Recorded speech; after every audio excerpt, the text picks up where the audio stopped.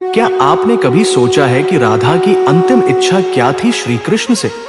क्या आपने ये जाना है कि श्री कृष्ण की मृत्यु कैसे हुई और जब ये समाचार रुक्मिणी तक पहुंचा तो उन्होंने कैसी पीड़ा महसूस की?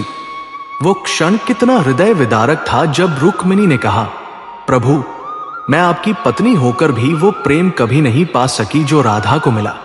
क्या आपने कभी ये भी सोचा है कि आखिर राधा रानी की मृत्यु कैसे हुई? अपनी अंतिम सांसों में उन्होंने श्री कृष्ण से क्या मांगा था?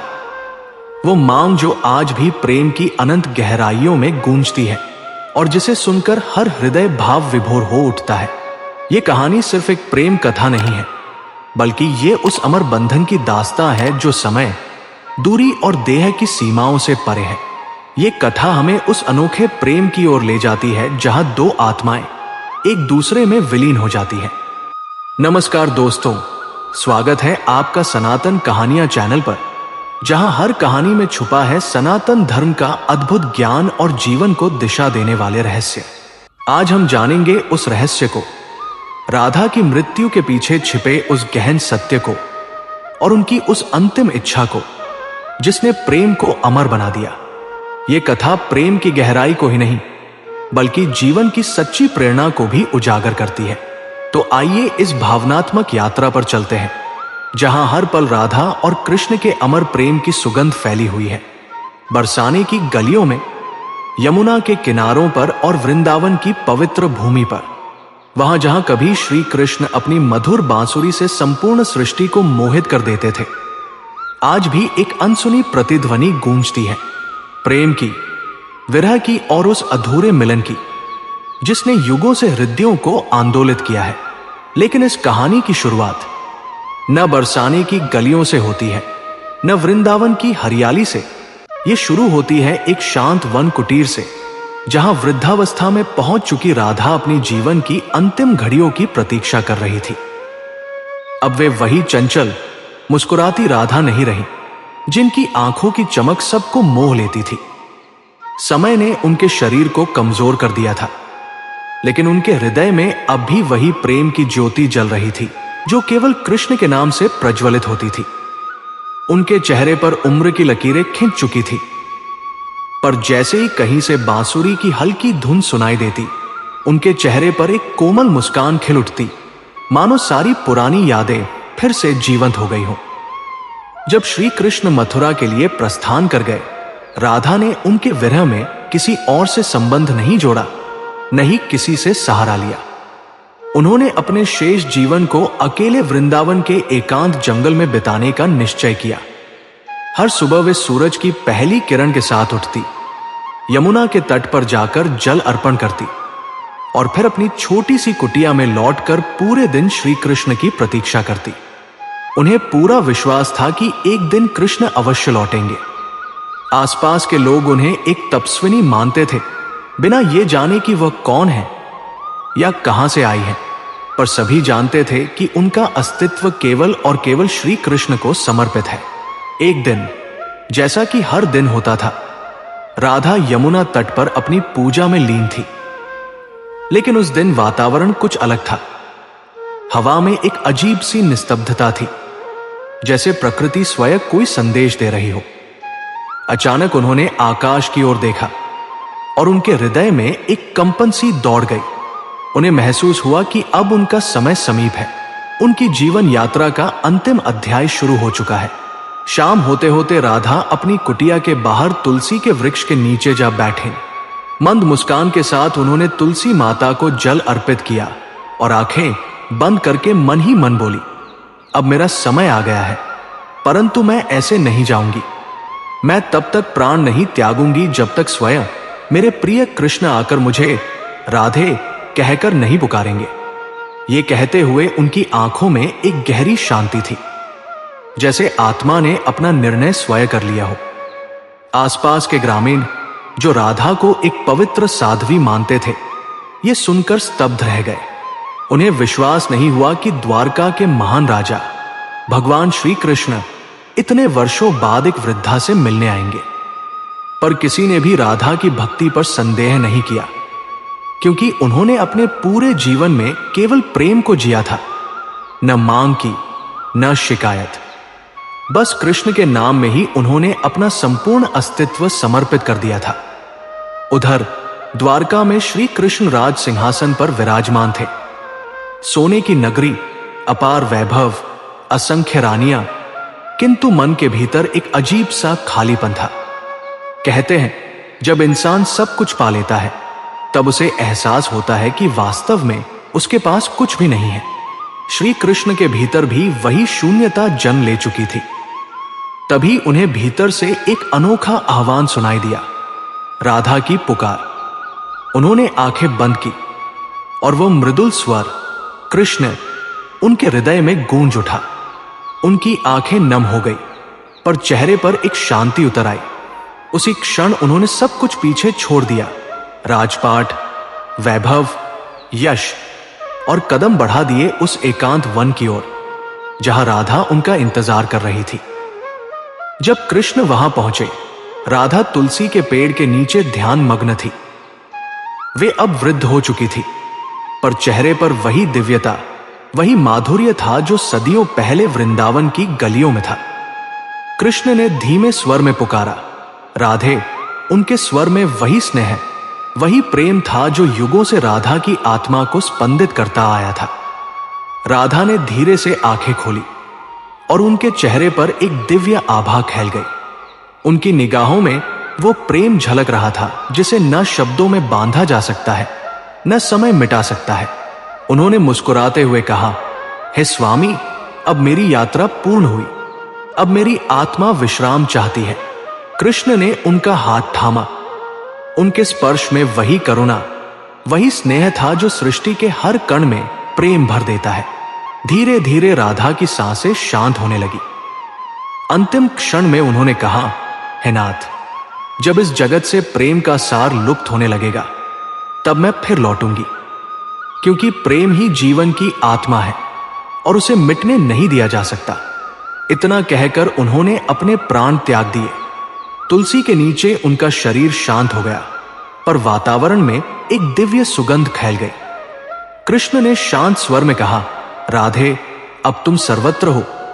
कुछ ही समय बाद उसी स्थान पर जहां राधा ने प्राण त्यागे थे, एक विलक्षण पौधा उगाया। वह तुलसी से भी अधिक तेजस्वी था, मानो उसमें आकाशीय आभा समाई हो। लोग उसे राधा वनस्पति कहने लगे। भक्त वहां आकर आराधना करते, पर किसी को ज्ञात नहीं था कि उसी वनस्पति की जड़ों में राधा के पुनरागमन का रहस्य छिपा है। एक ऐसा रहस्य जो आज तक मानव हृदय में प्रेम का प्रतीक बनकर जीवित है। असंख्य युग बीत चुके थे। समय के साथ मनुष्यों के हृदयों से प्रेम का सच्चा अर्थ खोने लगा था। अब प्रेम केवल आकर्षण और स्वार्थ का साधन बन गया था। उसी समय बरसाने से कुछ दूरी पर बसे एक छोटे से गांव में एक साधारण किसान परिवार में एक कन्या का जन्म हुआ। उसका नाम रखा गया ललिता। परंतु यह कोई साधारण बालिका नहीं थी। उसके जन्म के साथ ही वातावरण में एक अद्भुत ऊर्जा फैल गई थी, जैसे कोई भूली हुई धुन फिर से संसार में उतर आई हो। ललिता बिना किसी औपचारिक शिक्षा के बांसुरी बजाना जानती थी। उसकी बांसुरी की मधुर लहरियों से वृक्षों की पत्तियां झूमने लगती, पशु पक्षी नृत्य करने लगते और यमुना का जल भी मानो तरंगित होकर उसके सुरों का साथ देता। गांव के लोग उसे देवी का अवतार मानने लगे थे। वे अक्सर कहते, इस बच्ची में वही माधुर्य है जो कभी राधा रानी में था। एक दिन जब ललिता 7 वर्ष की थी, वो यमुना किनारे बैठी थी। तभी एक वृद्ध सिद्ध पुरुष वहां से गुजरे। उन्होंने ललिता की आंखों में देखा और पल भर के लिए ठिठक गए। उनकी आंखें भर आई। वे धीरे से बोले, यही नेत्र, यही मुस्कान। राधे, तुम फिर लौट आई हो। ललिता कुछ समझ नहीं पाई, पर उसके भीतर जैसे कोई पुरानी स्मृति जाग उठी। रात में उसे अक्सर एक ही सपना आता, एक सांवले रूप का दिव्य पुरुष जिनकी आंखों में अनंत करुणा थी।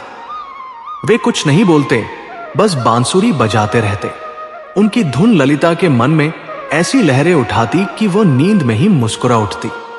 एक दिन उसने अपनी मां से पूछा, मां, प्रेम क्या होता है?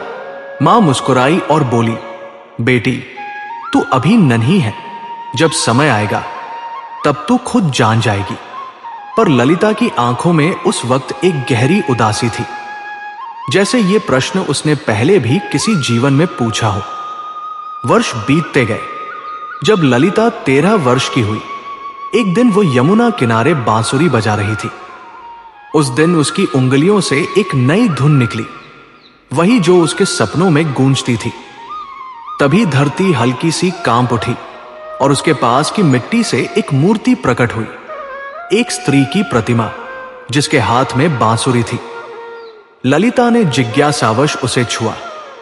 उसी क्षण एक दिव्य स्वर गूंजा, तुम लौट आई हो राधे। ललिता भय और विस्मय में भर गई। वो नहीं समझ पाई कि यह आवाज किसकी थी और उसे राधे क्यों कहा गया। उस दिन के बाद से उसका स्वभाव पूरी तरह बदल गया। वो अब पहले जैसी चंचल बालिका नहीं रही। उसके भीतर एक गहरा चिंतन जन्म लेने लगा। वो बार बार स्वयं से पूछती, मैं कौन हूं? मुझे बार बार ये नाम राधा क्यों सुनाई देता है? और कृष्ण, ये नाम सुनते ही मेरे भीतर ये कंपन क्यों उठता है? उसी समय एक तपस्वी जो वर्षों की साधना के बाद हिमालय से लौट रहे थे, बरसाने पहुंचे। जब उन्होंने ललिता को देखा तो ठिठक गए। उनकी आंखों में पहचान की चमक थी। उन्होंने कहा, बेटी, तेरे नेत्रों में वही दीप्ति है जो युगों पहले राधा के नेत्रों में थी। तू इस युग की नहीं है। तेरा जन्म किसी महान उद्देश्य के लिए हुआ है। ललिता ने पूछा, कौन सा उद्देश्य? तपस्वी ने आंखें मूंद कर कहा, आज प्रेम केवल शब्द बनकर रह गया है। तुझे इसे फिर से जीवित करना है। तेरे माध्यम से इस युग में प्रेम का सार पुनः प्रकट होगा। अब बरसाने की गलियों में एक नई कथा जन्म ले रही थी, पर वास्तव में ये नई नहीं थी, बल्कि उसी अनंत प्रेम की कहानी का पुनर्जन्म था। ललिता अब युवावस्था में कदम रख चुकी थी। उसके हृदय में एक अज्ञात व्याकुलता थी, जैसे कोई दूर से पुकार रहा हो। हर रात वो यमुना किनारे जाती, अपनी बांसुरी बजाती और उस पुकार को सुनने की कोशिश करती जो समय और जन्मों के पार से आती थी। वो नहीं जानती थी कि यह पुकार किसी और की नहीं, बल्कि उसी कृष्ण की थी, जो सदा से उसका और केवल उसका इंतजार कर रहे थे। एक दिन ललिता ने अपनी मां से पूछा, मां, क्या प्रेम बिना बोले भी संभव है? मां मुस्कुराई और बोली, बेटी, सच्चा प्रेम तो वही होता है जो बिना शब्दों के हो जाए, जो सिर्फ महसूस किया जाए। पर ललिता का मन शांत नहीं हुआ। उसका दिल किसी ऐसे व्यक्ति के लिए धड़कता था जिसे उसने कभी देखा तक नहीं था। जैसे कोई अधूरी स्मृति उसके भीतर बार बार जन्म लेती थी। कुछ ही समय बाद वही तपस्वी जिसने पहले ललिता को राधे कहा था, उसके घर आए। उन्होंने गंभीर स्वर में कहा, राधे, समय आ गया है। कृष्ण इस युग में लौट चुके हैं, एक ब्राह्मण रूप में। नाम है अनंतानंद, लेकिन तुझे उन्हें पहचानना होगा। यह सुनकर ललिता का हृदय उल्लास से भर उठा। वो क्षण जिसके लिए वह जन्म जन्मांतरों से प्रतीक्षा कर रही थी, अब निकट था। पर उसके मन में एक प्रश्न उठा, गुरुदेव, मैं उन्हें पहचानूंगी कैसे? तपस्वी मुस्कुराए और बोले, जब वे तेरे सामने होंगे, तेरा हृदय स्वयं कहेगा, यही वो है। पर याद रख, इस बार तेरा प्रेम केवल तेरा नहीं रहेगा। तुझे इस युग को सिखाना है कि प्रेम अब भी जीवित है, सच्चा, शुद्ध और निस्वार्थ। उधर अनंतानंद, जो एक युवा सन्यासी थे, लोगों को ज्ञान और भक्ति का संदेश दे रहे थे। उनके वचनों में ऐसी करुणा और प्रेम झलकता कि हर श्रोता की आंखें भर आती। वे कहा करते, प्रेम देह का नहीं, आत्मा का संबंध है। ये पाने से नहीं, त्याग और समर्पण से पूर्ण होता है। पर भीतर ही भीतर वे भी अपूर्ण महसूस करते थे। हर रात यमुना किनारे बैठकर एक अनजान स्त्री की धुंधली छवि उनके ध्यान में आती, बांसुरी की मधुर धुन के साथ। इसी बीच ललिता ने तपस्वी के आशीर्वाद से अपने माता पिता को प्रणाम किया और अकेले ही यात्रा पर निकल पड़ी, उस अनजान प्रेम की खोज में।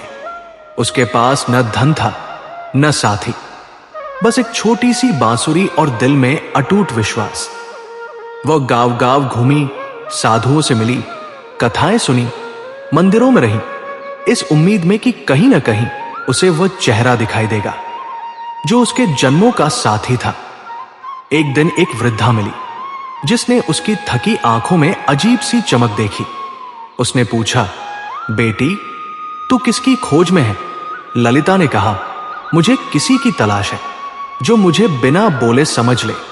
वृद्धा ने मुस्कुरा कर कहा, तो फिर अपनी बांसुरी बजा, जो तेरे लिए बना है वो स्वयं तेरे पास चला आएगा।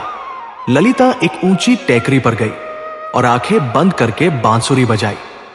धुन इतनी मधुर थी कि वृक्ष थिरकने लगे, पक्षी मौन हो गए और यमुना की लहरें भी ठहर सी गई। उसी क्षण दूर हिमालय की एक गुफा में ध्यानस्थ अनंतानंद ने वही स्वर सुना। उनके भीतर कुछ टूट गया, जैसे सदियों बाद कोई भूली पुकार उनके हृदय तक पहुंची हो। ललिता अब तक 8 गांव पार कर चुकी थी, थकी पर टूटी नहीं। हर जगह उसकी बांसुरी गूंजी, पर वह चेहरा अब भी नहीं मिला। अंततः उसने प्रतिज्ञा ली, अगर अगली पूर्णिमा तक वह नहीं मिला तो मैं यमुना की लहरों में समा जाऊंगी। पूर्णिमा की रात आई, आकाश चांदी सा चमक रहा था। ललिता ने अंतिम बार बांसुरी उठाई और इस बार उसकी धुन में दर्द, समर्पण और प्रेम का संगम था। वो स्वर इतना गहरा था कि सीधा आकाश तक पहुंच गया। दूर हिमालय में अनंतानंद ने वही धुन सुनी। उनकी आंखें नम हो गई। वे बोले, राधे, और बिना एक क्षण गवाए उन्होंने अपना तप, अपना सन्यास सब त्याग दिया और यमुना की ओर चल पड़े। उसी रात ललिता ने स्वप्न देखा।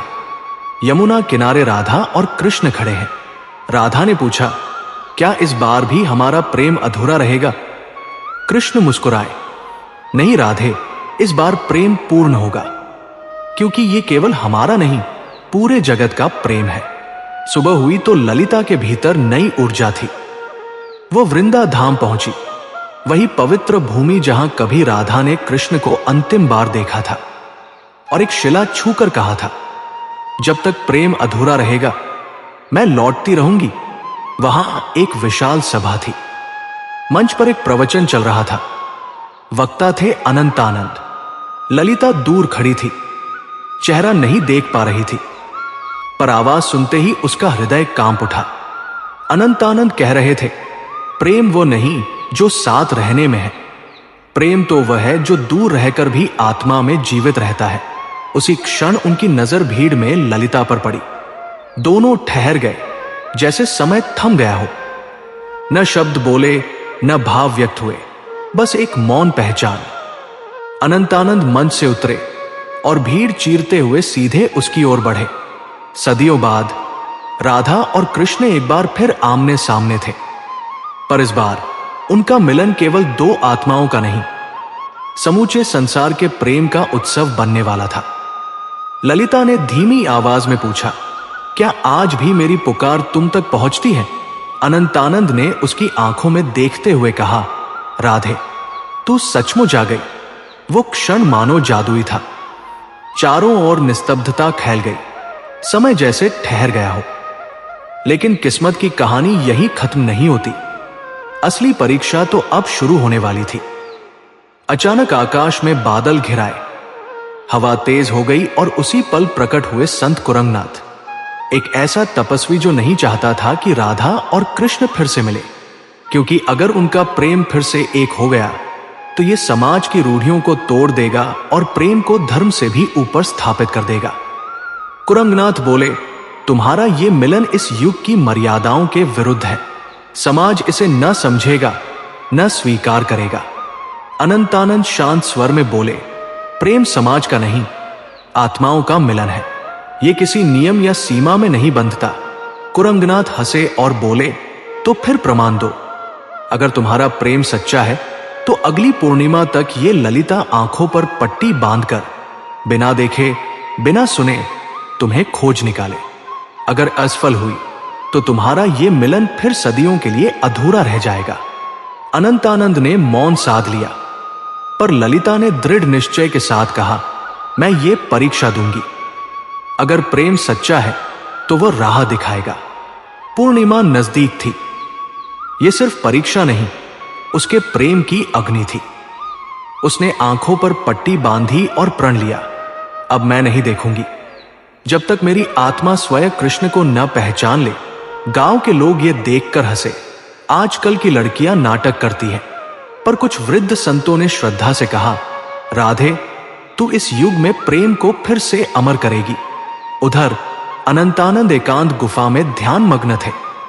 ना भोजन करते, ना जल पीते, बस राधे नाम जपते रहते। शिष्य घबरा गए, बोले, गुरुदेव, इस तरह तो आपके प्राण चले जाएंगे। अनंतानंद मुस्कुराए, मेरे प्राण तो राधे में हैं। अगर वो सांस ले रही है तो मैं जीवित हूं। उन्होंने शिष्यों से कहा, अगर ललिता आए तो उसे मेरे स्थान या रूप का कोई संकेत मत देना। यह परीक्षा उसकी नहीं, युग की है। क्या अब भी प्रेम सिर्फ हृदय से पहचान सकता है? ललिता आंखों पर पट्टी बांधे गांव गांव घूमने लगी। हर जगह पूछती, क्या तुम अनंतानंद हो? कुछ साधु झूठ बोले, हां मैं ही हूं, लेकिन उसका हृदय तुरंत पहचान जाता। आवाज में वह गहराई नहीं थी। एक बार एक तेजस्वी संत आया जिसकी वाणी मधुर थी। बोला, मैं ही हूं अनंतानंद। ललिता का दिल पल भर को डगमगाया, पर अगले ही क्षण बोली, तुम्हारी आवाज में मिठास है, पर वो आत्मा नहीं जो मुझे खींचती है। वह संत अपने असली रूप में प्रकट हुआ, वही कुरंगनाथ। क्रोधित होकर बोला, तू अब तक नहीं टूटी? क्या है ये प्रेम जो तुझे थकाता भी नहीं और जलाता भी नहीं? ललिता शांत स्वर में बोली, क्योंकि ये प्रेम बंधन नहीं, मुक्ति है। ये शब्दों में नहीं, आत्मा में बसता है। कुरंगनाथ निरुत्तर होकर चला गया। आखिरकार ललिता एक गुफा के पास पहुंची। आंखों पर पट्टी थी, पर भीतर कुछ धड़क उठा, कोई दिव्य आभा, कोई परिचित उपस्थिति। उसने अपनी बांसुरी जमीन पर रखी और बोली, मैं देख नहीं सकती, लेकिन मेरा दिल जोर से धड़क रहा है। क्या तुम वही हो? उत्तर में एक मधुर धुन गूंजी, वही बांसुरी की जो सदियों पहले वृंदावन में राधा के दिल को छू गई थी। ललिता के हाथ कांपे, उसने धीरे धीरे पट्टी हटाई। सामने अनंतानंद थे। दोनों की आंखों में आंसू थे, लेकिन होठों पर मुस्कान। अनंतानंद बोले, राधे, इस बार भी तूने मुझे आंखों से नहीं, आत्मा से पहचाना। ललिता ने कहा, क्योंकि सच्चा प्रेम कभी मरता नहीं, बस नए रूप में लौटता है। तभी वहां एक और संत प्रकट हुए और बोले, तुम्हारा प्रेम तभी पूर्ण होगा जब समाज इसे स्वीकार करेगा। राधा बोली, प्रेम किसी प्रमाण का मोहताज नहीं। पर अनंतानंद ने कहा, राधे, युग बदल गया है, अब हमें प्रेम को फिर से सिखाना होगा, ताकि लोग समझे कि यह अधर्म नहीं, ईश्वर का ही दूसरा नाम है। अगले दिन वे राजसभा में पहुंचे। राजा और विद्वान उपस्थित थे। राजा ने कठोर स्वर में कहा, हमने सुना है कि एक सन्यासी ने ब्रह्मचर्य तोड़ दिया, क्या यह सत्य है? अनंतानंद ने शांत स्वर में उत्तर दिया, महाराज, मैंने कोई व्रत नहीं तोड़ा, मैंने प्रेम को अपनाया है। वह प्रेम जो आत्मा को जोड़ता है, शरीर को नहीं। यह वासना नहीं, यह दिव्यता है। सभा में मौन छा गया। अनंतानंद आगे बोले, सदियों पहले राधा और कृष्ण का प्रेम समाज ने अस्वीकार किया, लेकिन वह अब भी जीवित है, क्योंकि वह सच्चा था। आज मैं और राधा फिर लौटे हैं। इस बात को सिद्ध करने की प्रेम ही सबसे बड़ा धर्म है। पूरा दरबार निशब्द था, और उसी क्षण इतिहास एक बार फिर अपने सबसे सुंदर रूप में दोहराया जा रहा था। जहां राधा और कृष्ण का प्रेम फिर से समाज को उसकी सबसे सच्ची शिक्षा देने आया था। ललिता ने शांत स्वर में कहा, मैंने इन्हें सिर्फ दिल से चाहा है और इसी प्रेम की परीक्षा दी है। उसने पूरी सभा के सामने कुरंगनाथ की चुनौती का उल्लेख किया, और वहां उपस्थित हर व्यक्ति स्तब्ध रह गया। सबकी निगाहें राजा की ओर थी, उनके फैसले की प्रतीक्षा में। राजा कुछ देर मौन रहे, फिर गंभीरता से बोले, जब मैं छोटा था मेरी मां मुझे राधा और कृष्ण की कहानियां सुनाती थी। मैं हमेशा पूछता था, उन्होंने विवाह क्यों नहीं किया? और मां हर बार चुप हो जाती थी। आज समझ में आया कि विवाह समाज का बंधन है, लेकिन प्रेम आत्मा का संबंध है। मैं इस प्रेम को स्वीकार करता हूं। राजा के इन शब्दों के साथ ही सभा में एक गहरा सन्नाटा छा गया।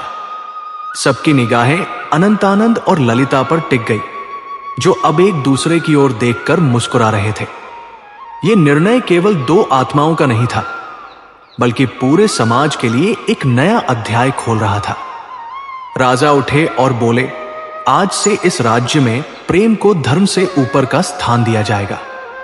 चाहे कोई सन्यासी हो या साध्वी, अगर उनका बंधन शुद्ध है तो समाज उन्हें अलग नहीं करेगा। अनंतानंद और ललिता, मैं तुम दोनों को आशीर्वाद देता हूं, लेकिन याद रखो, यह केवल सम्मान नहीं, एक जिम्मेदारी भी है। तुम्हें देश भर में जाकर लोगों को प्रेम का सच्चा अर्थ समझाना होगा। ललिता ने सिर झुकाकर कहा, महाराज, हम तैयार हैं। हम प्रेम की ज्योति हर दिल तक पहुंचाएंगे। अनंतानंद ने मुस्कुराते हुए कहा, यह राह आसान नहीं होगी। कलयुग में लोग प्रेम को भूल चुके हैं। वे इसे सिर्फ आकर्षण समझते हैं, लेकिन हम उन्हें बताएंगे कि सच्चा प्रेम त्याग, समर्पण और आत्मा का मिलन है। सभा समाप्त हुई। लोग भाव विभोर होकर तालियां बजाने लगे, लेकिन उसी समय महल के बाहर कुरंगनाथ खड़े थे। उनके चेहरे पर असंतोष और आंखों में जलता हुआ क्रोध था। वे मन ही मन बोले, ये मैं नहीं होने दूंगा। अगर प्रेम समाज की नींव हिला देगा तो धर्म का क्या होगा? उसी रात उन्होंने एक षड्यंत्र रचा। वे ऐसे लोगों को साथ लाएंगे जो पुराने रीति रिवाजों के पक्ष में थे और बदलाव से डरते थे। अगले ही दिन अनंतानंद और ललिता ने अपनी यात्रा प्रारंभ की। उनके साथ राजा द्वारा भेजे गए कुछ शिष्य भी थे। पहला पड़ाव था वृंदावन के पास एक छोटा सा गांव, जहां लोग भक्ति में डूबे थे, लेकिन प्रेम को केवल मंदिरों और मूर्तियों तक सीमित रखते थे। वहां अनंतानंद ने सभा बुलाई और कहा, प्रेम किसी मंदिर की दीवारों में कैद नहीं होता, ये हर दिल में बसता है। राधा और कृष्ण को देखो, वे अलग रहे, फिर भी उनका बंधन अमर रहा। आज हम यहां उसी प्रेम को जीवित करने आए हैं। ललिता ने बांसुरी उठाई और उसकी मधुर धुन ने सभा को मंत्रमुग्ध कर दिया। वातावरण में एक अद्भुत शांति और ऊर्जा फैल गई। तभी एक युवती खड़ी हुई और बोली, गुरुजी, अगर प्रेम समाज की मर्यादाओं को तोड़ दे तो क्या? ललिता मुस्कुराई और बोली, प्रेम कभी तोड़ता नहीं, वो जोड़ता है। मर्यादाएं इंसान बनाता है, लेकिन प्रेम स्वयं ईश्वर है। उसके शब्दों ने सबके दिलों को छू लिया। कई जोड़े जिन्हें समाज ने अलग कर दिया था, आगे आए। अनंतानंद ने उन्हें आशीर्वाद दिया और कहा, अब से तुम्हारा प्रेम पवित्र है। गांव में मानो एक नई हवा बहने लगी, एक हवा जो पुराने विचारों को बदल रही थी। लेकिन इसी बीच कुरंगनाथ की साजिश चालू हो चुकी थी। उन्होंने अपने एक जासूस को गांव में भेजा, जिसने अफवाह फैला दी कि अनंतानंद और ललिता सच्चे सन्यासी नहीं, बल्कि छल करने वाले हैं, जो प्रेम के नाम पर समाज को भ्रष्ट कर रहे हैं। कुछ लोग भ्रमित हो गए, लेकिन अधिकांश ने इसका विरोध किया। जब अनंतानंद को यह बात पता चली, तो उन्होंने शांत स्वर में कहा, यह हमारी पहली परीक्षा है, हमें धैर्य और सत्य से इसका उत्तर देना होगा। यात्रा आगे बढ़ी और वे हिमालय की तराई में पहुंचे, जहां एक प्राचीन आश्रम था। उस आश्रम के गुरु स्वामी विशुद्धानंद पुराने विचारों के समर्थक थे। उन्होंने अनंतानंद को तर्क वितर्क के लिए आमंत्रित किया। स्वामी बोले, प्रेम आत्मा का विषय हो सकता है, लेकिन सन्यासी का जीवन त्याग का होता है। अनंतानंद ने उत्तर दिया, स्वामी जी, सच्चा त्याग तो प्रेम से ही जन्म लेता है। राधा ने कृष्ण के लिए सब कुछ त्यागा, फिर भी उन्होंने प्रेम किया। त्याग और प्रेम एक दूसरे के विरोधी नहीं, पूरक है। बहस कई घंटों तक चली और अंत में स्वामी विशुद्धानंद ने मौन साध लिया। उन्होंने मुस्कुराते हुए कहा, अनंतानंद, तुम सही हो, प्रेम ही सच्चा धर्म है, मैं तुम्हारे साथ हूं। इस प्रकार ललिता और अनंतानंद की यात्रा केवल प्रेम की कथा नहीं रही, ये एक क्रांति बन चुकी थी जो युगों से जमे हुए विचारों को तोड़कर दुनिया को फिर से प्रेम का अर्थ सिखाने वाली थी। अब कुछ शिष्य भी उनके साथ जुड़ गए और वह साधु यात्रा धीरे धीरे एक आंदोलन बन गई। रातों में ललिता पुराने जीवन के झरोखों से डरकर जाग उठती।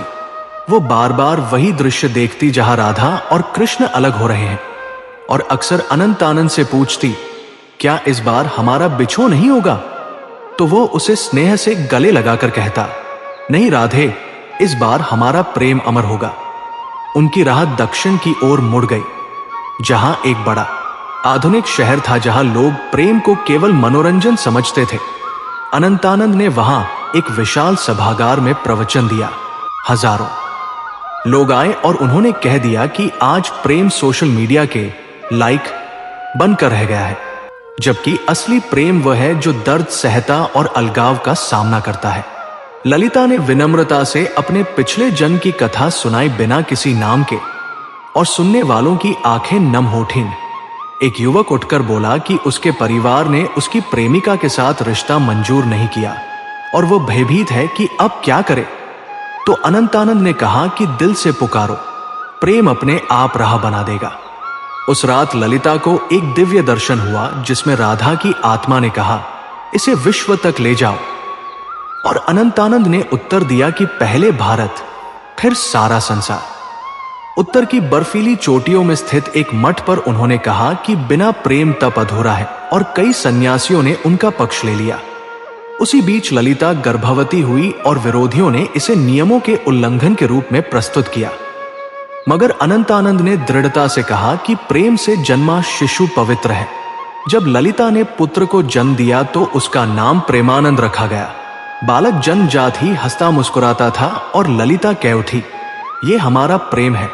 कुरंगनाथ ने काशी में सम्मेलन बुलाकर अनंतानंद के बहिष्कार की मांग उठाई, और बाद में जब अनंतानंद भारत लौटे तो कुरंगनाथ ने ललिता पर जादू टोना का आरोप भी लगाया। मामला अदालत तक पहुंचा पर न्यायाधीश ने स्पष्ट कर दिया कि प्रेम कोई अपराध नहीं है, और अंततः कुरंगनाथ को अनंतानंद से माफी मांगनी पड़ी। धीरे धीरे लोगों के बीच प्रेम दिवस मनाने जैसी परंपराएं फैलने लगी। अनंतानंद और ललिता ने एक आश्रम स्थापित किया जहां प्रेमानंद ने प्रेम की शिक्षाएं दी, और एक रात ललिता को दर्शन हुआ कि उसका कार्य पूर्ण हो गया है। यमुना के तट पर अनंतानंद और ललिता ने कहा कि इस बार हम साथ जाएंगे, और जब उनकी सांसें थमी तो उनकी आत्माएं मिल गई। प्रेमानंद ने उनके स्मृति स्थान पर समाधि बनाई और लोगों को सिखाया कि प्रेम अमर है। इसी पृष्ठभूमि पर कृष्ण की जीवन गाथा का दुखद अंत भी जुड़ा हुआ है। राधा के गोलोक की ओर प्रस्थान के बाद कृष्ण के जीवन में शाम उतरने लगी, पर राधा का विरह ही उनकी एकमात्र पीड़ा नहीं था। उनके जीवन की सबसे कड़वी चीज वो अभिशाप भी था जो गांधारी ने महाभारत के विनाश के बाद दिया। जब कुरुक्षेत्र की धरती रक्त और राख से लथपथ थी और गांधारी ने अपने 100 पुत्रों के शवों के सामने खड़ी होकर देखा कि यदि कृष्ण चाहें तो युद्ध रोका जा सकता था, तब उसके कोमल परंतु भयानक शब्द निकल पड़े। उसने विषाद और क्रोध में आकर कहा कि जिस प्रकार मेरा कुल नष्ट हुआ, वैसे ही यादव कुल का विनाश भी होगा और तुम्हें स्वयं अपनी मृत्यु अकेले सहनी पड़ेगी। यही श्राप कृष्ण के जीवन की उस गहन पीड़ा का कारण बना जिसने उनके अंतिम दिन और उनकी मृत्यु के मार्ग को दुखमय बना दिया। अपनों से बिछड़ने का दर्द और गांधारी के अभिशाप की चुभन कृष्ण ने एक तीर की तरह अपने हृदय में शांत भाव से संभाली थी। उन्हें भली भांति ज्ञात था कि यह भी उस दिव्य लीला का एक हिस्सा है, वो लीला जिसमें वे स्वयं न्याय के प्रतीक बनकर अवतरित हुए थे। अब वही न्याय की अग्नि उनके अपने कुल को भस्म करने जा रही थी। गांधारी का श्राप, राधा से बिछोह की व्यथा और यादव वंश का विनाश, यही वे अंतिम अध्याय थे जिन्होंने कृष्ण के मानवीय रूप को गहरी उदासी में डुबो दिया। लेकिन इस कथा का रहस्य यही समाप्त नहीं होता, क्योंकि इसकी जड़ें त्रेता युग में छिपी थी, जब भगवान राम ने रावण का अंत कर धर्म की स्थापना की थी। एक दिन अयोध्या के समीप एक तपस्वी राक्षस आया। उसका नाम था जरा। वो युद्ध या प्रतिशोध नहीं चाहता था, बस एक उत्तर की खोज में आया था। उसने प्रभु श्री राम से कहा, हे प्रभु, आपने अधर्म के अंत के लिए राक्षसों का संहार किया, लेकिन क्या कभी ऐसा दिन आएगा जब मैं आपकी परीक्षा ले सकूं, जब मैं आपके मार्ग की अंतिम रुकावट बनूं? राम मुस्कुराए। यह कोई सामान्य प्रश्न नहीं था और न ही उत्तर साधारण हो सकता था। उन्होंने शांत स्वर में कहा, द्वापर युग में जब मैं कृष्ण रूप में अवतरित होऊंगा, तब तू मनुष्य योनि में जन्म लेगा और उसी जीवन में तू मेरे जीवन की लीला का अंतिम अध्याय बनेगा। मेरे ही हाथों नहीं, तेरे हाथों से मेरी क्रीड़ा इस धरती पर पूर्ण होगी। ये मेरा वचन है। जरा ने नम्रता से सिर झुकाया और चला गया, ये जाने बिना कि यह वादा युगों बाद एक गूढ़ रहस्य का कारण बनेगा। काल आगे बढ़ता गया, युग बदले और वही वचन अब कृष्ण के जीवन की अंतिम घड़ी की ओर आकार लेने लगा। द्वापर युग अपने संध्या काल में था। यादव वंश विनाश की कगार पर था। युद्ध की गूंज, रिश्तों की टूटन और अपने ही हाथों अपने कुल का अंत, ये सब कृष्ण की आंखों के सामने घट चुका था। अब वे पूर्णतः अकेले रह गए थे। न सुदर्शन चक्र साथ था, न अर्जुन और न ही राधा, वो आत्मा जो उनके हृदय का सबसे पवित्र हिस्सा थी। कृष्ण अब द्वारका से दूर एक शांत वन में पहुंचे। वहां एक पुराना बरगद का पेड़ था, जिसकी जड़ें धरती की गहराई में उतनी ही स्थिर थी जितनी कृष्ण की लीला ब्रह्मांड के ताने बाने में। उसी पेड़ की छाव तले वे बैठ गए। उनके गले में वो प्रिय बांसुरी लटकी थी जो कभी राधा के लिए गूंजती थी। उन्होंने धीरे से आंखें बंद की और बांसुरी की मधुर ध्वनि हवा में तैरने लगी। पर आज उसकी लय में आनंद नहीं था, उसमें विरह की कसक थी, राधा के नाम की पुकार थी। उनके हाथ हल्के से कांप रहे थे, पर उंगलियां उसी धुन में डूबी थी जिसने कभी संपूर्ण ब्रह्मांड को मोह लिया था। दूर गोलोक में राधा ने जब उस बांसुरी की करुण स्वर लहरियां सुनी तो उनकी आंखों से अश्रुधारा बहने लगी। उन्होंने देखा, उनका प्रिय कृष्ण अब अकेले हैं। वही ईश्वर जिसने संपूर्ण जगत को प्रेम और मोक्ष का मार्ग दिखाया, आज स्वयं प्रेम के विरह में जल रहा है। राधा ने अपने कंपित हाथों से कृष्ण की ओर बढ़ने की चेष्टा की, पर वे उन्हें छू नहीं सकती थी। वह परमधाम की अधिष्ठात्री थी, परम ब्रह्मा की स्वरूपिणी, पर उस क्षण वे केवल एक स्त्री थी जो अपने प्रिय की पीड़ा देख रही थी और कुछ कर नहीं पा रही थी। प्रभु, अब बस कीजिए, राधा की रूह ने रोते हुए कहा, मुझे लौटने दीजिए। मैं फिर से आपकी बांसुरी की धुन बनकर लौटूंगी, फिर से वृंदावन की गलियों में बहूंगी। लेकिन यह तन्हाई अब मुझसे सहन नहीं होती। पर कृष्ण मौन रहे, उनकी आंखें बंद थी और बांसुरी की ध्वनि अब मध्यम पड़ने लगी थी, जैसे कोई नदी अपनी अंतिम लहरों में थककर चट्टानों से टकरा रही हो।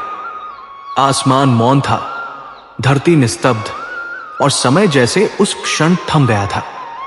जब स्वयं ईश्वर थक गया हो तो सृष्टि भी सांस लेना भूल जाती है। धीरे धीरे शाम उतर आई। बरगद का वह पेड़ जो युगों से कृष्ण की लीला का साक्षी था, अब उनके अंतिम क्षणों का भी साक्षी बनने जा रहा था। उसकी जड़ों के समीप बैठा वह शरीर जिसने पूरे युगों तक धर्म को संभाला, अन्याय को मिटाया और प्रेम को अमरता दी, अब शांत था। यही वो क्षण था जब त्रेता युग का वादा पूर्ण हुआ। वही जरा अब शिकारी बनकर जन्मा, दूर से आया और कृष्ण के पद्म के समान चरणों में तीर छोड़ दिया। तीर लगा और कृष्ण मुस्कुराए। उन्होंने आकाश की ओर देखा, मानो कह रहे हो, लीला पूर्ण हुई। उसी क्षण गांधारी का अभिशाप, राधा का विरह और राम का वचन सब एक बिंदु पर जाकर मिल गए। ब्रह्मांड ने मौन धारण किया और धरती पर प्रेम, करुणा और धर्म के देवता ने अपनी अंतिम श्वास ली। वह क्षण केवल मृत्यु का नहीं, बल्कि युगों के वचनों के पूर्ण होने का क्षण था, जब भगवान ने स्वयं अपना अंत स्वीकार किया ताकि लीला फिर आरंभ हो सके। कृष्ण अब अकेले थे, शांत, लेकिन भीतर से टूटे हुए। उनकी आंखें बंद थी, पर मन में एक तूफान मचा था। एक ऐसा जीवन जो शुरुआत से ही संघर्ष और त्याग से भरा था। जन्म लिया तो मां की गोद भी पूरी तरह नसीब नहीं हुई। देवकी के गर्भ से जन्म हुआ, लेकिन पहली बार आंख खोली तो चारों तरफ कैदखाने की ठंडी दीवारें थी। यशोदा मां की ममता में पले, पर जिसने जन्म दिया उसे देखने का अवसर भी न मिला। मां के स्पर्श की चाह भीतर कहीं अधूरी रह गई। बचपन की मासूम हंसी, खेल, निश्चिंतता, सब कुछ उनसे बहुत पहले छिन गया। जिस उम्र में बच्चे खिलौनों से खेलते हैं, उस उम्र में उन्होंने असुरों से युद्ध किया, जीवन मृत्यु के अर्थ सीखे। फिर आया वह अध्याय जिसने उनके हृदय को सबसे अधिक छुआ, राधा। वह प्रेम जो सबसे निर्मल, सबसे पवित्र और सबसे गहरा था। लेकिन भाग्य ने उसे भी अधूरा ही रहने दिया। ना नाम से जुड़ पाए, ना जीवन में साथ निभा सके। उन्होंने चाहा था उसे, पर वह चाह भी अधूरी रही। हर जन्म में अलग होने की नियति जैसे पहले से ही लिखी थी।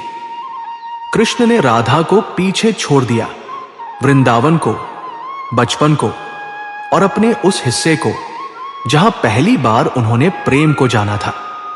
कंधों पर बचपन से ही दुनिया का बोझ था, न्याय का, धर्म का, सत्य की रक्षा का।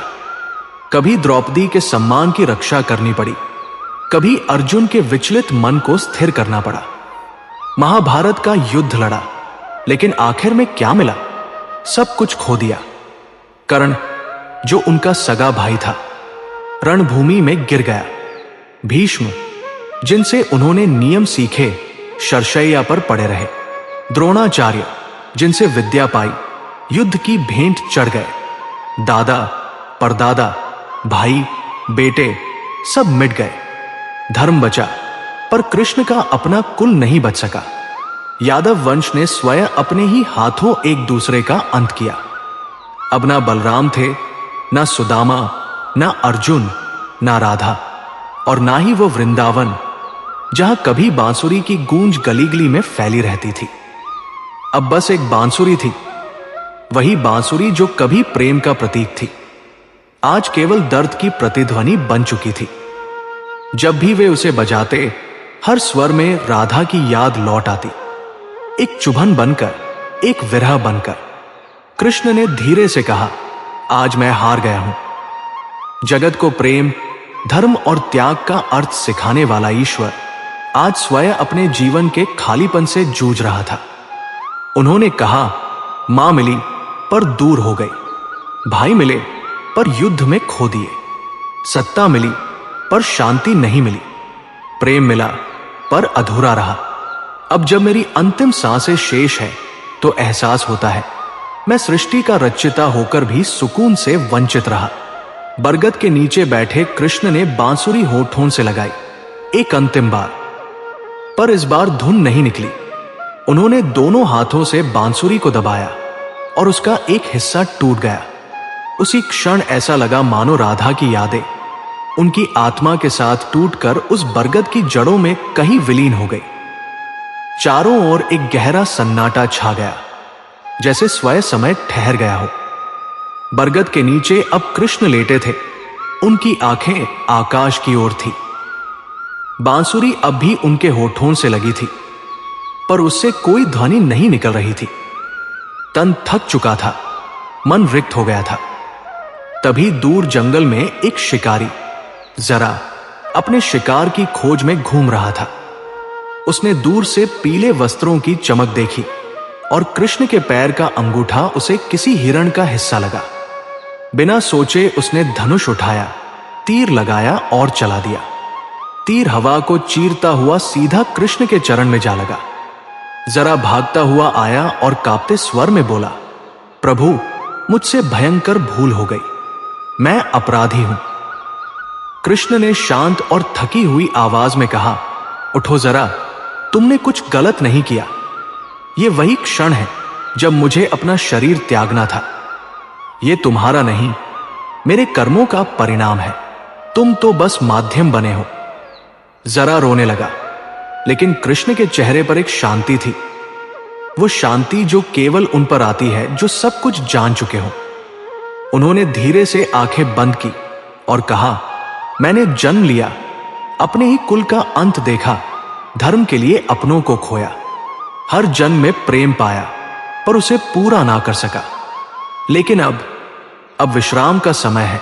उनकी आवाज धीमी होती गई, सांसें मंद पड़ती गई और फिर उनके होठों से अंतिम शब्द निकले, राधे राधे। उसके बाद सब थम गया।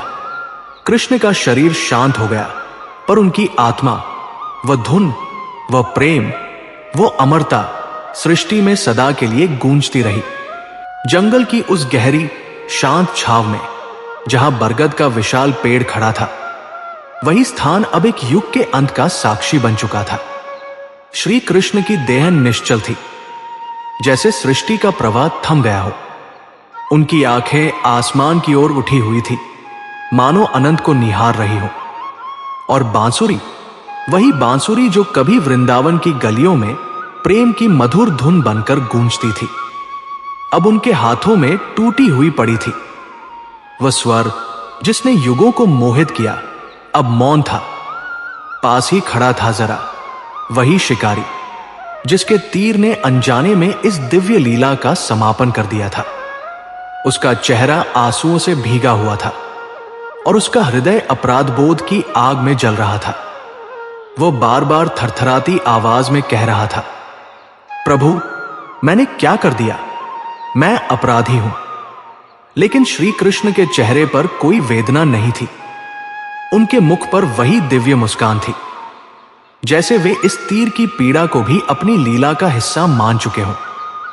जंगल की नीरवता को तोड़ती हुई हवा हल्के स्वर में सरसराई, पत्ते कांपे, मानो स्वयं प्रकृति भी इस अलौकिक क्षण को समझ रही हो। जरा अब भी उनके चरणों के पास बैठा था, स्तब्ध, भय और श्रद्धा के मिश्रण में डूबा हुआ।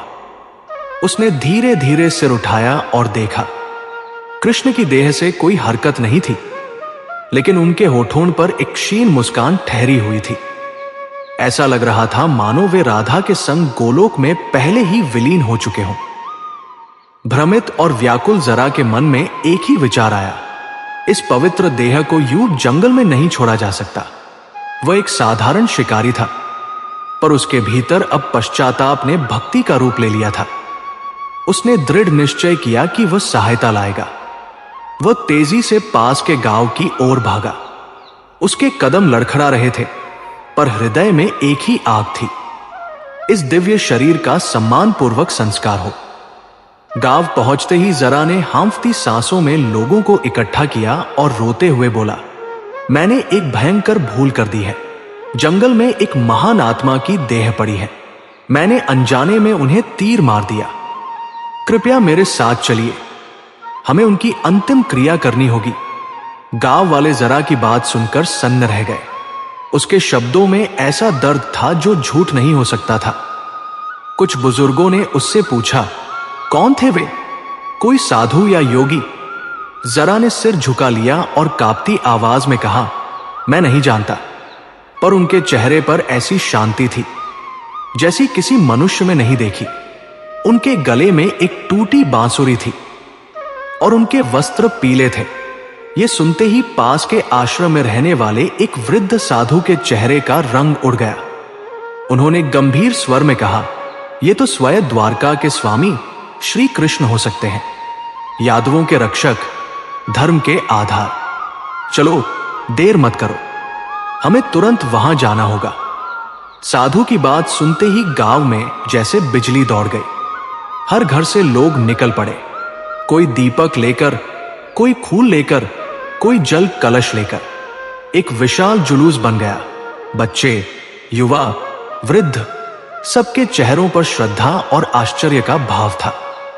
वे सभी उस दिशा में बढ़ चले जहां युगों से पूज्य भगवान का शरीर विश्राम कर रहा था। जंगल में पहुंचते ही जब लोगों ने दृश्य देखा तो हर आंख नम हो गई। बरगद की छाव में श्री कृष्ण की देह शांत अवस्था में थी। उनके चरणों के पास खून की कुछ सूखी बूंदें थी जहां जरा का तीर लगा था, पर उनके मुखमंडल पर वैसी ही दिव्य मुस्कान थी जैसी गीता के उपदेश के समय थी। उनकी देह से एक अलौकिक आभा निकल रही थी। जैसे स्वयं सूर्य ने भी झुककर उनके चरणों को प्रणाम किया हो। गांव की एक वृद्धा रो पड़ी, ये तो हमारे कान्हा है, वही माखन चोर, वही ग्वाला, वही गोपियों के मनमोहन, वही जिन्होंने धर्म की रक्षा के लिए युद्ध लड़ा, हमारे वृंदावन के कृष्ण। उसके शब्द सुनकर पूरा जंगल गूंज उठा। लोग रोने लगे।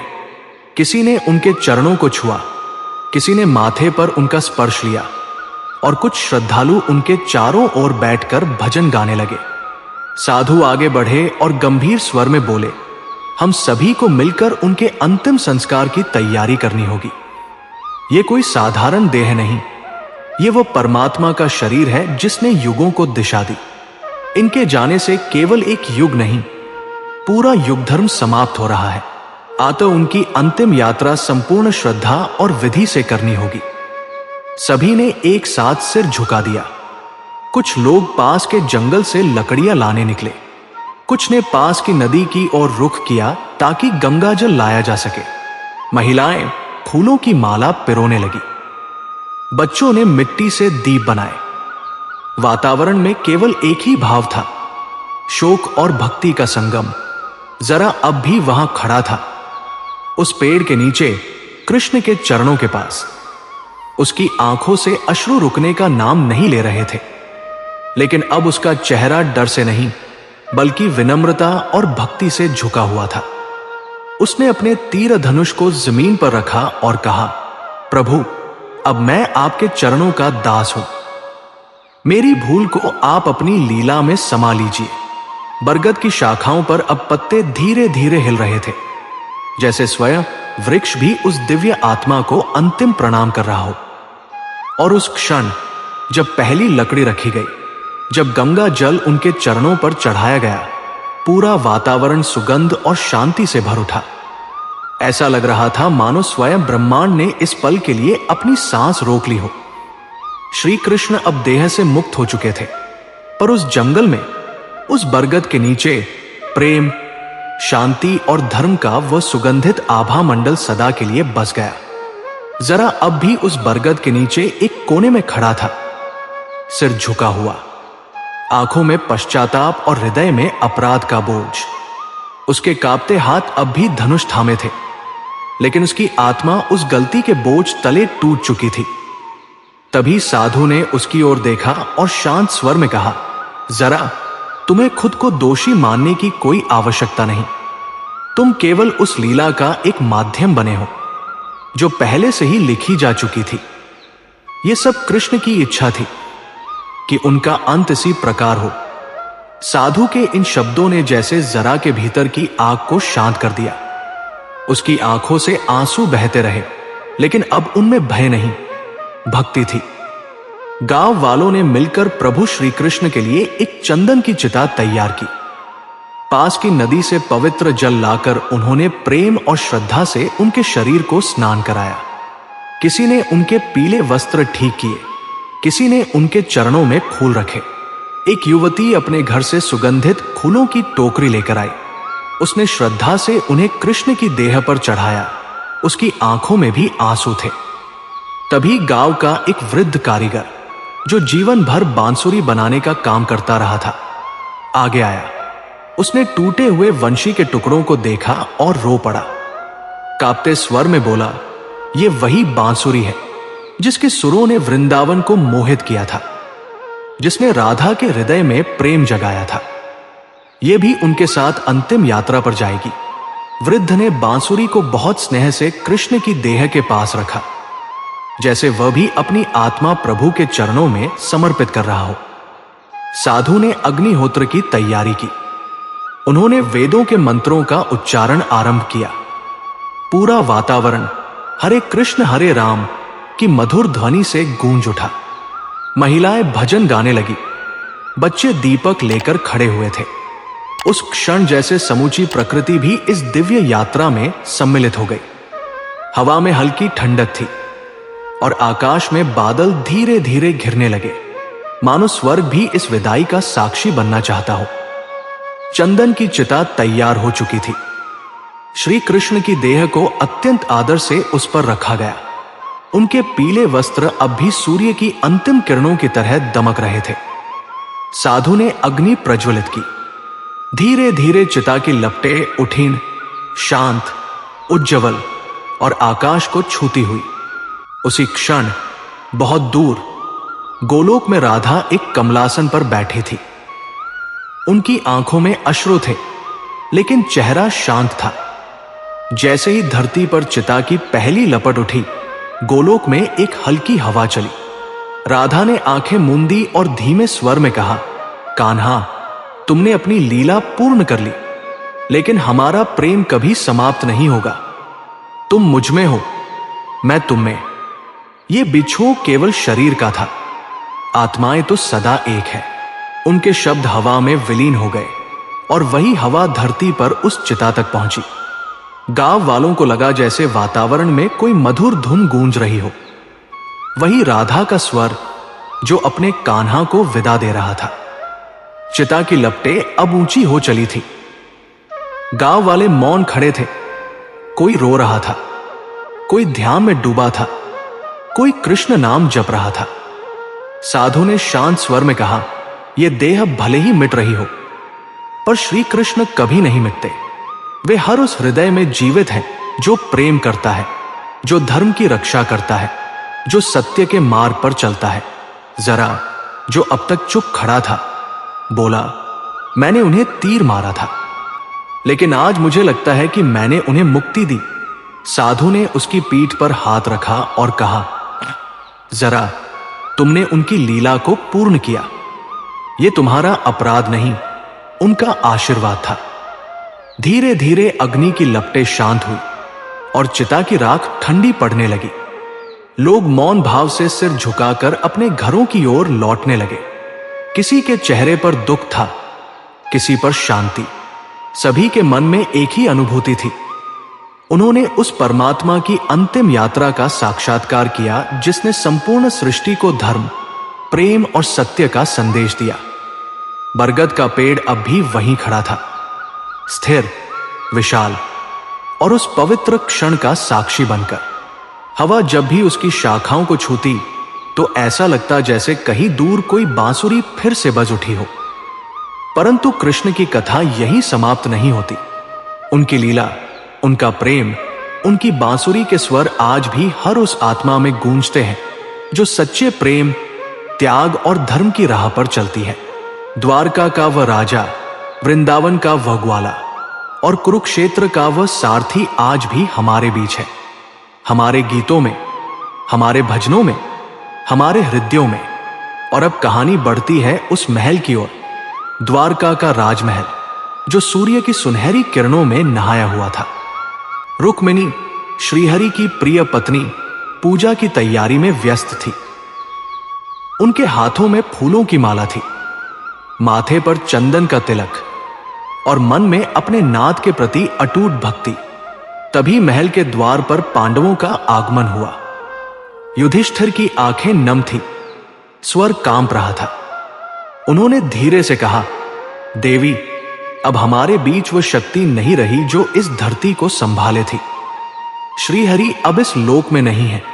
रुक्मिणी के हाथों से फूलों की माला गिर गई। उनका चेहरा श्वेत पड़ गया, आंखें स्थिर हो गई, जैसे समय थम गया हो। पूरा महल मौन हो गया। वे कुछ क्षण तक निःशब्द खड़ी रहीं। फिर अचानक उनके हृदय से एक करुण पुकार निकली, हे मेरे स्वामी, आपने मुझे अकेला छोड़ दिया। जिस जीवन को मैंने केवल आपको समर्पित किया, उसे अब अर्थ कौन देगा? महल की दीवारें उनकी सिसकियों से गूंज उठीं। वे भूमि पर गिर पड़ी, मूर्छित सी, और पूरे महल में केवल एक नाम गूंजता रहा, हरि हरि। कृष्ण की लीला भले ही समाप्त हो गई, पर प्रेम और भक्ति की ये कथा युगों युगों तक जीवित रहेगी। हर हृदय में, हर आंसू में, हर धुन में, जहां बांसुरी अब भी गूंजती है। कुछ समय बाद रुक्मिणी धीरे धीरे होश में आई। उनकी आंखों से आंसू लगातार बह रहे थे और मन में भावनाओं का एक भयंकर तूफान उठ रहा था। वे कांपते कदमों से उठीं, श्रीहरि की मूर्ति के सामने जाकर बैठीं और उनकी आवाज दर्द और प्रेम से भरी हुई थी। हे मेरे प्रभु, उन्होंने कहा, मैंने तुम्हें हर रूप में स्वीकार किया, तुम्हारी पत्नी बनकर तुम्हारी सेवा की, तुम्हारे साथ हर सुख दुख में साथ निभाया, परंतु मेरे हृदय में ये कसक क्यों है? क्यों मेरे प्रेम को वो स्थान नहीं मिला जो राधा को मिला? उनकी आवाज टूटने लगी। आंखों में भक्ति थी, पर उसके भीतर एक गहरा दर्द भी था। राधा, उन्होंने धीमे स्वर में कहा, आज मैं तुम्हारा दर्द अपने भीतर महसूस कर रही हूं। बिछुओं का ये विष कितना कड़वा होता है, ये आज समझ पा रही हूं। हे श्याम, तुमने मुझे क्यों अधूरा छोड़ दिया? मैंने तो केवल तुम्हें चाहा था, फिर भी तुम्हारे हृदय का वो कोना मेरे लिए कभी न खुला। चारों ओर सन्नाटा था, केवल रुक्मिणी की सिसकियां हवा में गूंज रही थी। ऐसा लग रहा था जैसे महल की हर दीवार, हर दीपक, हर पेड़ पौधा उनकी पीड़ा में शामिल हो गया हो। उनकी निगाहें अब शून्य में टिक गई थी। वे मूर्ति के चरणों में सिर रखकर रोने लगी। क्या मेरा प्रेम सच्चा नहीं था? क्या मेरा त्याग कम था? मैंने तुम्हें हर पल पूजा, हर कर्तव्य निभाया, फिर भी मैं राधा क्यों न बन सकी? क्या मेरी भक्ति इतनी छोटी थी कि मेरे अंतिम क्षणों में भी तुम मेरे पास नहीं आए? उनकी पुकार में दर्द था, लेकिन उसमें भक्ति की गहराई भी थी। वे बोली, मैंने तुम्हारे लिए जीवन समर्पित किया, तुम्हारा साथ निभाया, परंतु इतिहास मुझे केवल तुम्हारी पत्नी के रूप में क्यों याद रखेगा? उस आत्मा के रूप में क्यों नहीं जिसने तुम्हारे चरणों में स्वयं को अर्पित किया। रुक्मिणी अब थक चुकी थी। उनकी आंखें द्वार की ओर उठीं, शायद एक आखिरी बार अपने प्रियतम के दर्शन की आस में। पर द्वार मौन था और हवा भी स्थिर। उन्होंने धीरे से दीपक जलाया और मूर्ति के सामने बैठ गई। उनकी आवाज अब शांत थी, पर उसमें दृढ़ता थी। प्रभु, उन्होंने कहा, मैंने तुम्हें हर रूप में स्वीकारा। शायद यही मेरा अंतिम त्याग है कि मैं तुम्हारे बिना भी जी सकूं। उन्होंने आंखें बंद की और गहरे ध्यान में लीन हो गई। धीरे धीरे उनके चारों ओर एक दिव्य प्रकाश फैलने लगा। उनकी सांसें मंद होने लगी, चेहरा तेज से भर गया। राधा, तुम प्रेम थी और मैं शक्ति, उन्होंने अंतिम बार कहा। अब मैं उसी रूप में लौट रही हूं जो सृष्टि के प्रारंभ से तुम्हारे साथ था। मैं लक्ष्मी हूं और अब अपने विष्णु के पास जा रही हूं। रुक्मिणी का शरीर शांत हो गया। उनका दिव्य तेज ऊपर उठने लगा, जैसे स्वयं आकाश उन्हें अपनी गोद में लेने आया हो। उसी क्षण द्वारका में एक भयंकर कंपन हुआ। सागर की लहरें उफान पर आ गई, मानो वो नगर को अपने आगोश में लेना चाहती हो। आकाश काले बादलों से भर गया, बिजली गरजने लगी। महल की दीवारें कांप उठीं। श्रीहरि की अन्य पत्नियां, जांबवती, सत्यभामा, कालिंदी, सब रुक्मिणी के दुख में मौन थी। एक एक कर वे भी समाधि में लीन हो गई। सागर अब और विकराल हो उठा। महल की दीवारें ढहने लगी और धीरे धीरे पूरी द्वारका समुद्र में समा गई। कहा जाता है, जिस क्षण रुक्मिणी ने प्राण त्यागे, उसी क्षण द्वारका का अंत आरंभ हुआ, क्योंकि अब वहां न श्रीहरि थे, न उनका प्रेम, और न वह नारी जिसने हर रूप में उन्हें स्वीकारा था। द्वारका सागर की गोद में डूब गई, पर रुक्मिणी की पुकार हवाओं में बसी रही। उनका प्रेम, त्याग और भक्ति की गूंज समय की सीमाओं को पार कर गई। कहा जाता है कि जब रुक्मिणी की आत्मा शरीर से निकली, उस क्षण आकाश में एक अद्भुत प्रकाश फैला, जो केवल आत्मा का प्रस्थान नहीं था, बल्कि एक संदेश था। प्रेम कभी मिटता नहीं, वो रूप बदलकर अमर हो जाता है। आज भी लोक कथाओं में लोग रुक्मिणी की भक्ति को याद करते हैं। वह नारी जिसने अपने प्रियतम को हर रूप में स्वीकारा, आज भी भक्तों के हृदय में बसी है। जब भक्त श्रीहरि की पूजा करते हैं, तो रुक्मिणी का नाम उतनी ही श्रद्धा से लिया जाता है। एक वृद्ध कथावाचक की आवाज गूंजती है, रुक्मिणी केवल एक पत्नी नहीं थी, वो शक्ति थी। वो जिन्होंने प्रेम को, धर्म और त्याग को बलिदान का रूप दिया। उन्होंने हमें सिखाया कि सच्चा प्रेम वो नहीं जो मांगता है, बल्कि वह जो देता है, बिना शर्त, बिना अपेक्षा। दृश्य धीरे धीरे बदलता है। एक भव्य मंदिर में भक्त दीपक जला रहे हैं। रुक्मिणी और श्रीहरि की मूर्तियां एक साथ विराजमान हैं। हवा में भक्ति भजन की मधुर धुन गूंज रही है। हर भक्त के हृदय में रुक्मिणी की छवि जीवित हो उठती है।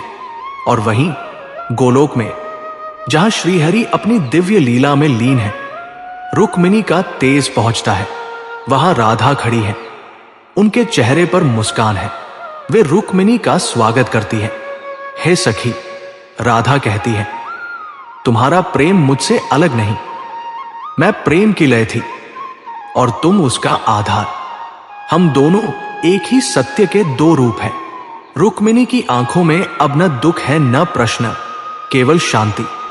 वे मुस्कुराकर कहती है, राधा, तुमने मुझे प्रेम का अर्थ सिखाया। मैंने सोचा था कि मेरा प्रेम अधूरा है, पर अब समझ पाई कि प्रेम कभी अधूरा नहीं होता। वो केवल रूप बदलता है। दोनों ने श्रीहरि की ओर देखा, जो प्रेम में मुस्कान के साथ आगे बढ़ रहे थे।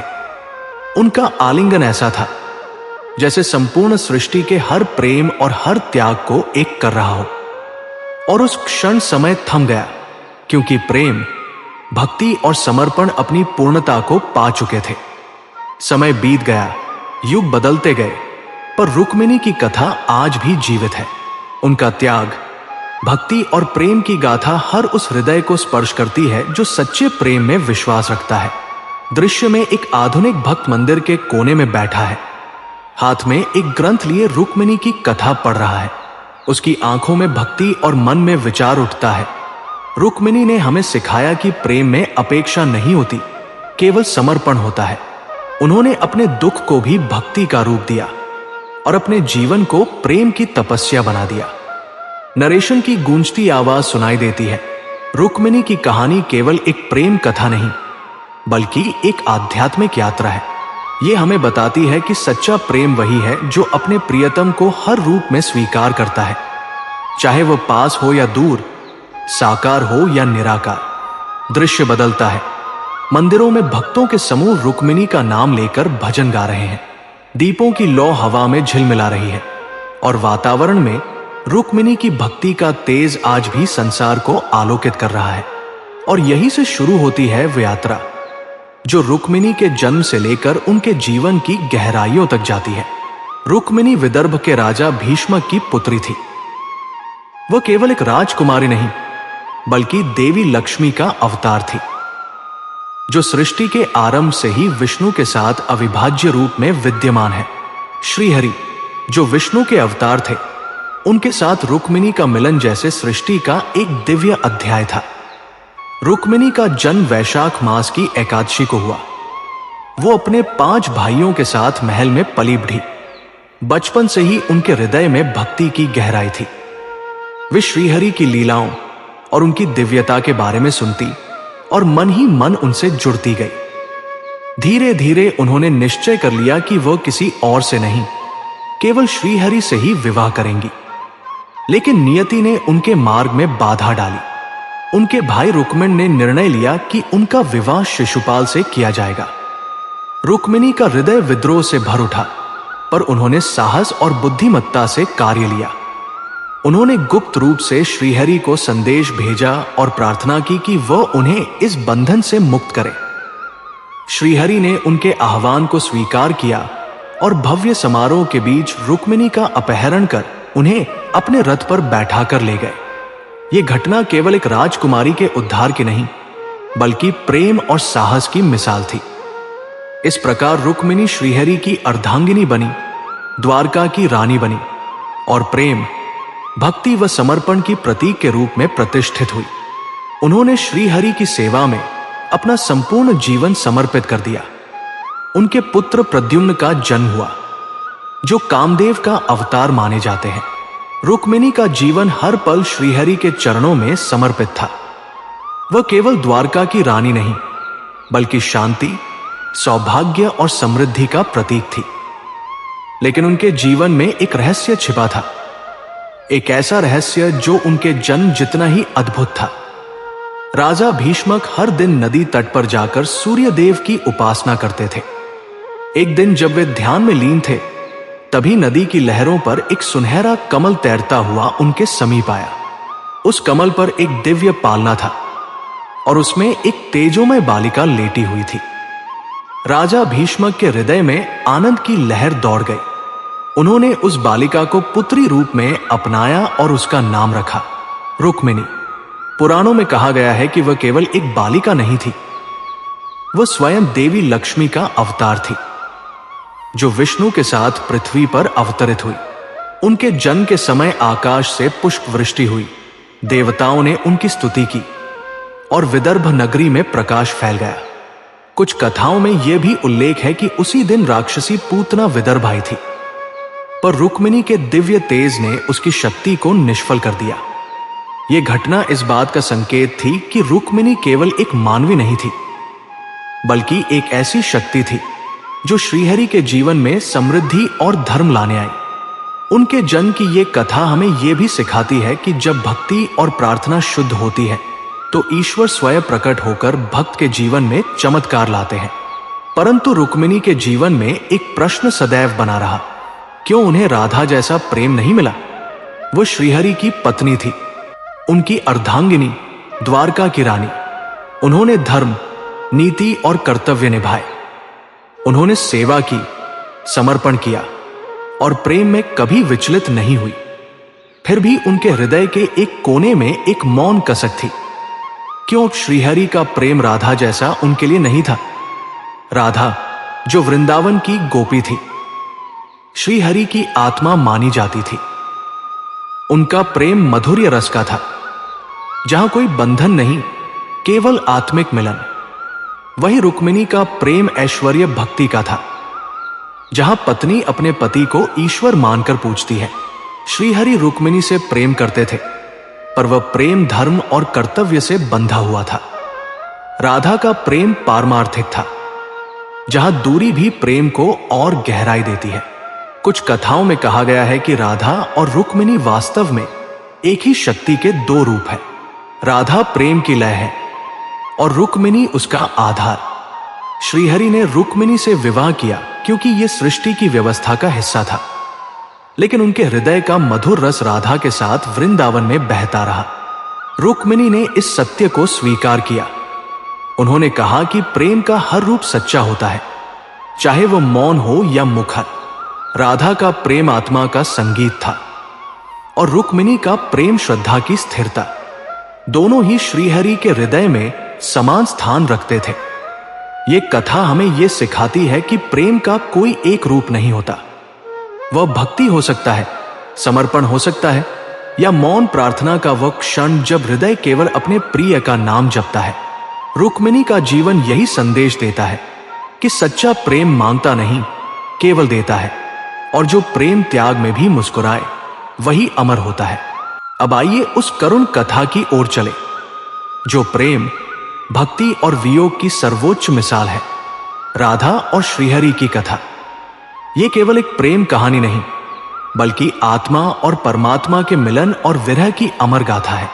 वृंदावन की हरी भरी वादियों में, जहां यमुना की लहरें गुनगुनाती थी और कुंजों में मोर नाचते थे, वही वृषभानु और कीर्ति की पुत्री राधा का जन्म हुआ। राधा बचपन से ही श्रीहरि से जुड़ी थी।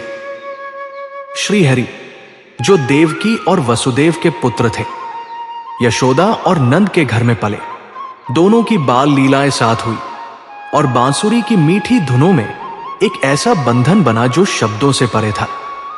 राधा उम्र में श्रीहरि से बड़ी थी, पर उनके प्रेम का कोई माप नहीं था।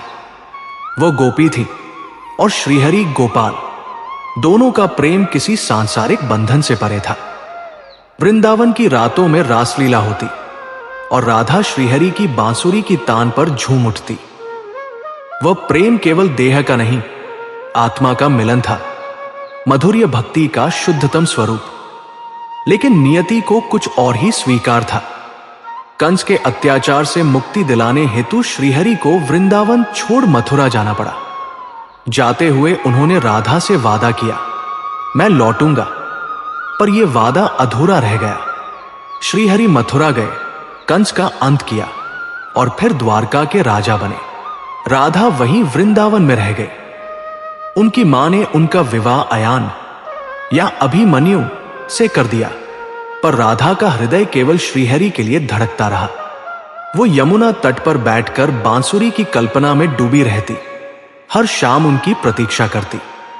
जब हवा में कहीं से बांसुरी किसी मधुर ध्वनि गूंजती तो उनकी आंखों से आंसू बह पड़ते। कथा कहती है कि एक बार श्रीहरि के मित्र सुदामा ने राधा से किसी बात पर वाद विवाद किया। क्रोध में राधा ने सुदामा को श्राप दे दिया कि वह अगले जन्म में राक्षस के रूप में जन्म लेंगे। सुदामा ने भी प्रतिशोध में राधा को श्राप दिया, तुम श्रीहरि से सदा के लिए वियोग भोगोगी। यही श्राप उनके अमर विरह का कारण बना। राधा का दुख अब असीम हो चुका था। वो वृंदावन की गलियों में श्रीहरि को ढूंढती फिरती, गोपियों से उनकी बाल लीलाएं सुनती और हर कथा में अपनी आत्मा का अंश खोजती। जब वियोग असहनीय हो गया तब कुछ कथाओं में कहा गया है कि वो यमुना में समा गई, अपने प्रेम को जल में विलीन कर दिया। लेकिन कुछ अन्य पुराणों में यह कहा गया है कि राधा एक बार द्वारका पहुंची। वहां उन्होंने श्रीहरि से भेंट की, पर अब श्रीहरि राजा थे, राजसी वस्त्रों में, रुक्मिणी के साथ। राधा ने शांत स्वर में कहा, श्याम, तुम्हारा प्रेम मेरे लिए था, पर अब संसार तुम्हारा है। श्रीहरि की आंखों से अश्रु बह निकले। उन्होंने कहा, राधे, तुम मेरी आत्मा हो, अलगाव भी हमारा प्रेम ही है। राधा ये सुनकर मुस्कुराई, लेकिन वो मुस्कान वियोग के अश्रु से भीगी थी। वो वृंदावन लौटी। उनके अंतिम दिन अत्यंत शांत किंतु गहन पीड़ा से भरे थे। वह बीमार पड़ी, शरीर निस्तेज, पर आत्मा भक्ति में लीन। एक दिन श्रीहरि स्वयं द्वारका से आए, पर छिपकर, ताकि कोई उन्हें पहचान न सके। उन्होंने अपनी बांसुरी बजाई। राधा ने वो धुन सुनी और आंखें बंद कर ली। उनके चेहरे पर एक दिव्य मुस्कान थी, जैसे आत्मा अपने प्रिय से मिल गई हो। उसी क्षण उन्होंने अंतिम श्वास ली। श्रीहरि ने बांसुरी को तोड़ दिया, क्योंकि अब उस धुन का कोई अर्थ नहीं था जब सुनने वाली राधा न थी। राधा का वियोग श्रीहरि के हृदय में एक अमिट घाव छोड़ गया। उनके बाद श्रीहरि ने कभी बांसुरी नहीं बजाई।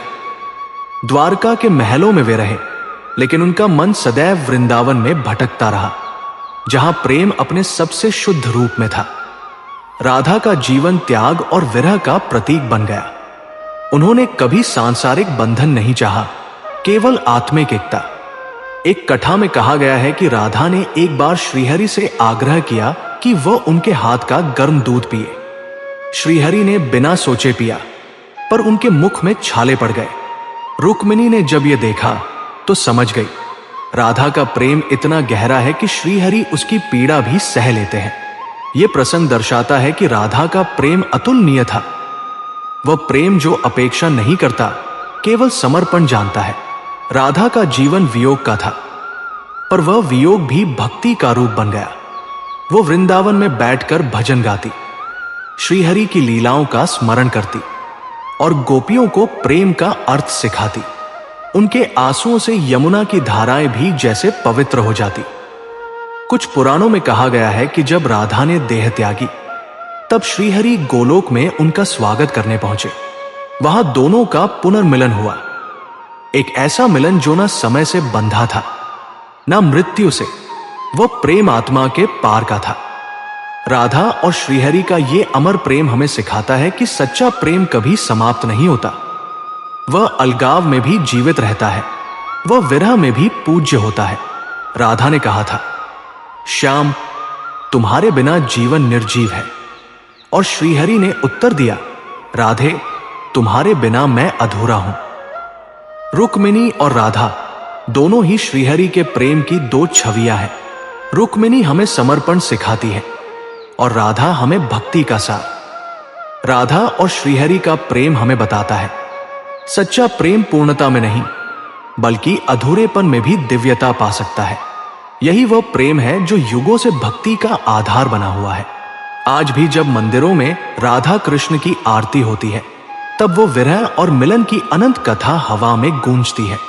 जय श्रीहरि, जय राधे।